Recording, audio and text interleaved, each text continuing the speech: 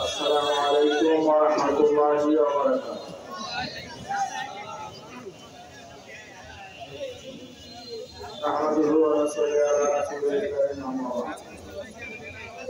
ইসলামী আন্দোলন বাংলাদেশ শরীয়তপুর জেলা শাখা কর্তৃক আয়োজিত আজকের এই সমাবেশের সংগ্রামী সভাপতি, আজকের অনুষ্ঠানের বিশেষ অতিথি ইসলামী আন্দোলন বাংলাদেশের ফরিদপুর বিভাগীয় সাংগঠনিক সম্পাদক জননেতা মাওলানা আরিফুল ইসলাম, উপস্থিত ইসলামী আন্দোলন বাংলাদেশের শরীয়তপুর জেলা শাখার নেতৃবৃন্দ, অন্যান্য সহযোগী সংগঠনের নেতৃবৃন্দ, সাংবাদিক বন্ধুগণ ও আমার দেশপ্রেমিক ভাই বন্ধুগণ, আমরা জুলাই অভ্যুত্থান পরবর্তী 5 আগস্টের পরে আবারও বিভিন্ন দাবি দাওয়া নিয়ে রাজপথে নামতে হবে, এটা আমরা ভাবি, আমরা প্রত্যাশা করি নাই। আমরা ভেবেছিলাম এত মানুষের রক্ত পড়ল, এত ছাত্র জনতা জীবন দিল, এখন মনে হয় আমরা শান্তিপূর্ণভাবে দেশে বসবাস করতে পারব, আমরা আগামী দিনে একটি ভালো দেশ পাব, আমরা সকলে ঐক্যবদ্ধভাবে আমাদের স্বদেশটাকে বিনির্মাণ করব। আবার আমরা ভাবি নাই যে আমাদেরকে নতুন করে কোন দাবি দাওয়া নিয়ে রাজপথে নামতে হবে, আন্দোলন করতে হবে, জনগণকে সংগঠিত করে আন্দোলনের কথা বলতে হবে, এটা ভাবি নাই। কিন্তু আমাদেরকে এই আন্দোলন এবং দাবি নিয়ে মাঠে নামতে বাধ্য করা হয়েছে, এটা আমাদের প্রত্যাশিত ছিল না। আমরা বিগত 53 বছর যে রাজনীতি দেখেছি, আমরা সেই রাজনীতি চাই না। আমরা বিগত 53 বছর যে দুঃশাসন দেখেছি, সেই দুঃশাসন আমরা চাইনি।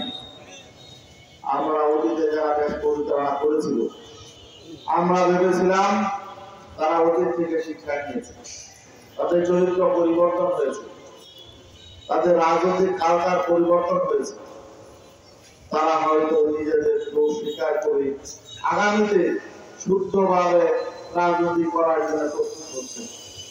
কিন্তু আসলে কি যারা অতীতে দেশ শাসন করেছে তাদের কোন পরিবর্তন হয়েছে?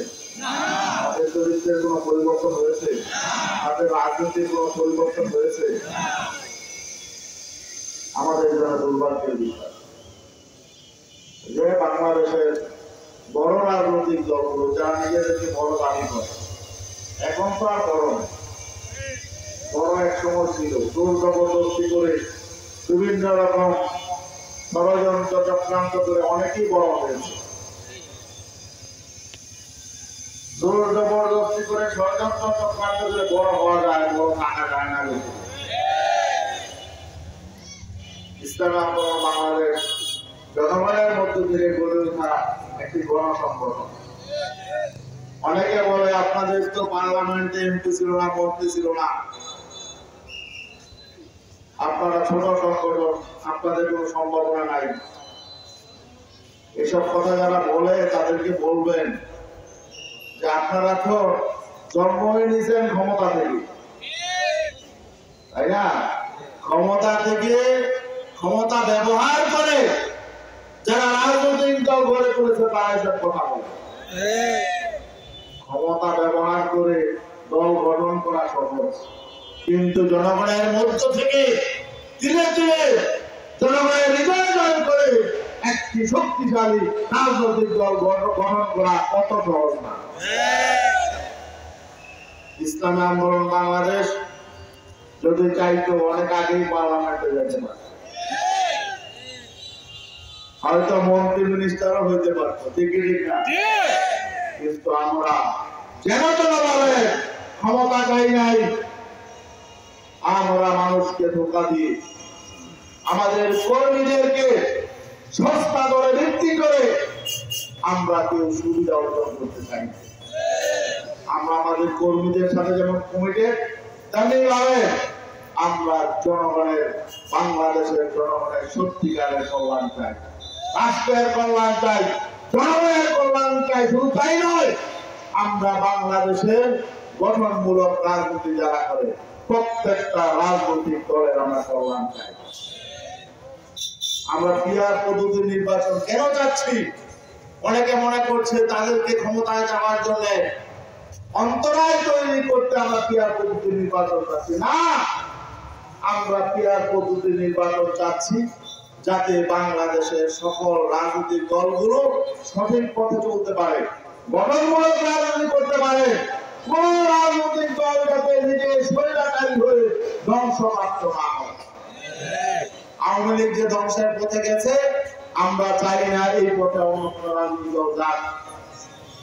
অন্য কোন রাজনৈতিক দল আওয়ামী লীগের মতো ফেসিবাদী হোক, স্বৈরাচারী হোক, দুর্বৃত্ত হোক, কর্তৃত্ববাদী হোক, এটা আমরা চাই না।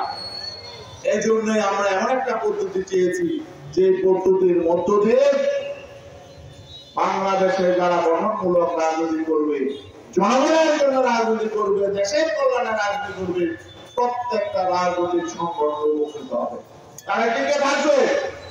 আর নয়তো বর্তমান পদ্ধতি নির্বাচন ব্যবস্থা কি হবে? বাংলাদেশের রাজনীতি অতীতে যা ছিল, কলুষিত ছিল, সেই কলুষিত হবে, দেশ ধ্বংস হবে এবং রাজনৈতিক দলগুলো ধ্বংস হবে। আর রাজনৈতিক দলগুলো যখন ধ্বংস হয়ে যায়, তারা যখন সঠিকভাবে রাজনৈতিক চরিত্র নিয়ে কাজ করতে পারে না, তখন নানা শক্তি দেশের ক্ষমতা নিয়ন্ত্রণ করে, বিদেশি শক্তি বাংলাদেশকে নিয়ন্ত্রণ করে, বিভিন্নভাবে অগণতান্ত্রিক শক্তি বিভিন্নভাবে এখানে ক্ষমতাকে চর্চা করে। এই জন্যই আমরা বলেছিলাম, আমাদের নেতা পিসাব সবাই বলেছেন যে না, আমরা অতীতে বহু নির্বাচন হয়েছে, অতীতে বহু নির্বাচন, জাতীয় নির্বাচন হয়েছে, 12টা জাতীয় নির্বাচন হয়েছে, কিন্তু কোন নির্বাচনই শতভাগ সফল হয় নাই, সুষ্ঠু হয় নাই, গ্রহণযোগ্য হয় নাই। কিছু নির্বাচন তো হয়েছে একেবারেই তামাশা, একেবারেই প্রহসন। আমরা অতীতের মতো প্রহসনের নির্বাচন চাই না, আমরা তামাশার নির্বাচন চাই না। অবশ্যই আমরা নির্বাচন চাই। এই সরকার ঘোষণা করেছে ফেব্রুয়ারিতে নির্বাচন, আমরা ফেব্রুয়ারিতে নির্বাচন চাই।